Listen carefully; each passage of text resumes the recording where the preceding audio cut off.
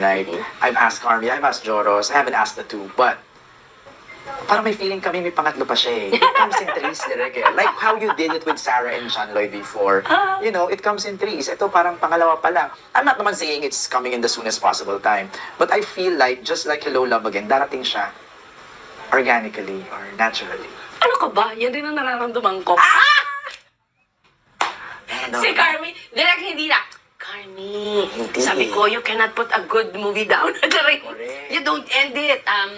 Sabi niya, ano pa kwento? Wala na silang natutunan. Sabi ko, well, tayo, kasi in real life, no, tayo, we don't stop growing. We don't stop that you put an end to. Parang feeling ko, these characters grow. They will grow. And they will have new problems. And so, sabi ko, pwede pa. Hanggat buhay si Joy at si Ethan, you can always make a story from them. Gagalit sila. Hindi. Ops, pwede na uling may kwento sila. Tama. Diba? Tama. Mamis mo na natin si Correct. si No, Joy. let them grow also. Yeah. Diba? But not just the closeness, nag-improve din. Super, di ba? Siyempre, iba dati. Dati yung ilang, hindi agad mawawala. Galing sa magkaibang networks, eh. They hardly saw each other except for, ilang beses na hello sa mga projects nilang, hindi ko alam kung saan sila nagkikita before. Iba rin yung araw-araw. Tapos syempre, iba yung circle of friends. Iba pa yung mundo nila before eh. Ngayon kasi, siguro ganun talaga. Parang tayo, MJ. The first 2 meetings natin, di naman tayo ganito ka-close. But the more you spend time with each other, the more you get to know each other. And yan, lumalabas na. Natural na rapport. Oo, kaya, ang konti-konti ng instructions ko sa kanila. Ngayon, pag nagdidirect, kasi parang alam na nila. Galing. Natural na yung kilig ng dalawa. Ay, hindi ko alam ang kilig kasi, remember, I always believe the kilig is galing sa nanonood. It never comes from it never comes That's a from good me. one. Never comes from the actors.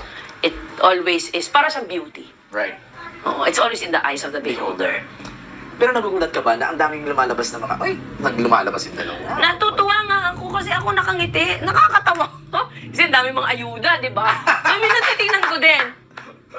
I find myself parang, nakakatawa naman. Yung dalawang to, grabe ang level of, anong tawag doon? Yung at home? Comfortability. Oo, grabe ang level of comfortability ni Catherine ngayon kay Alden. Grabe. And, si Catherine kasi, ever since got to believe, doon ko siya nakatrabaho, tahimik lang yan. Tahimik, lagi na sa tent. Pero pag kinausap mo, sasagot. Magkukulit pag nandyan. Pero pag tapos yung trabaho, wala na yan. Hindi yan sumasama sa amin pag kumakain. Bira. Ganun lang talaga siya. Pero napakabait na bata. Pag sinabi mong upo. Alam mo yun, mabait siya. Pero hindi siya machikang talaga. Aba, ito hindi na. Kita mo nandyan, sa harap mo. Parang ngayon lang uli kami ngayon lang kami nakapag-spend ng maraming eating time together. Hindi lang naman kasi baka isipin na lagi silang dalawa. Hindi. Joro, sino tong, ano yung isang artista ko dito? Sina Jenica, Hindi, isa yung... Jobber. Hindi, babae. Valerie. Val. Si Val kasi napakabait din nila lang, no? Si Ami naman ay sobrang kilala Ami. Ruby.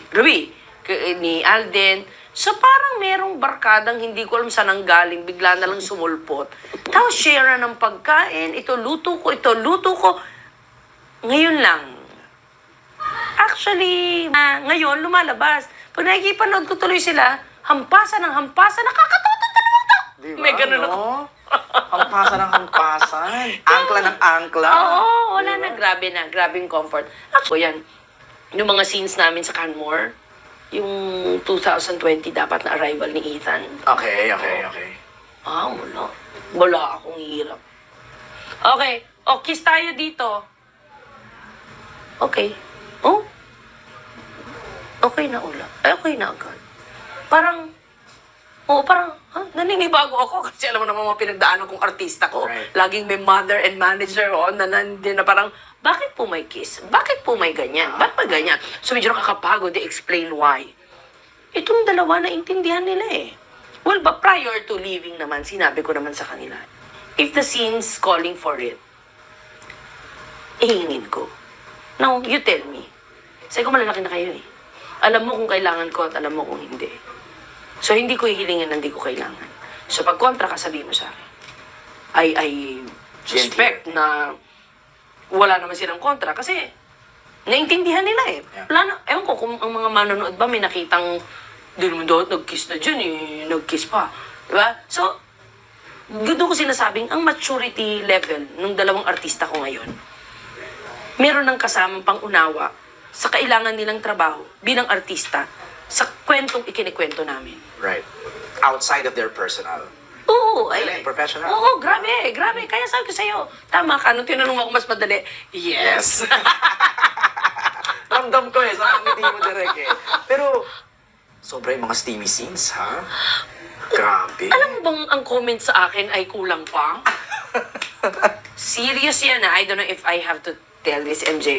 Hindi ko alam ha. But, sabi talaga ng initial viewers, kulang pa. Ako naman, when sinushoot ko yun, medyo gumagano na nga ako eh, parang... Nag-walling ka na. Feeling ko kasi anak ko yun eh. Ah, okay. Parang feeling ko anak ko si Catherine. So, I had to, kumbaga, detach from the mother in me. Kasi nga anak-anakan ko si Catherine. And alam niya yun. So, parang nakikita ko yung anak ko nakikipag-labs. But, yeah, the director in me has to, step forward. And, parang feeling ko, okay na yan. It was tastefully done, direct. Thank you. Pero ako kasi, okay na yan. Parang, yan naman yung ikinikwento ko lang naman. You don't need to see it. Tama naman. Oo, Yun ang tama sinabi sa naman. akin ni Joros kanina. Oo. May mga scenes you didn't have to do. Hayaan mo na yung audience na mag-isip. Like yung nasaksak si Ethan ng mafia. Hindi na kailangan gawin ni Direk yun. Ayun, ganun. Ano sa akin, Direk niya? Tama naman. Si Joros talaga, nag-iisip pa lang. Hindi yung...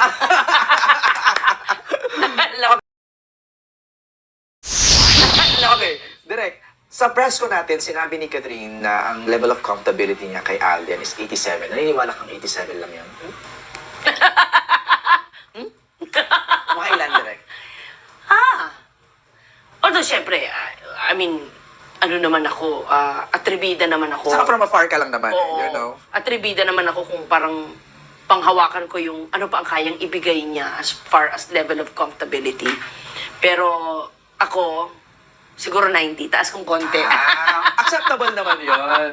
Acceptable.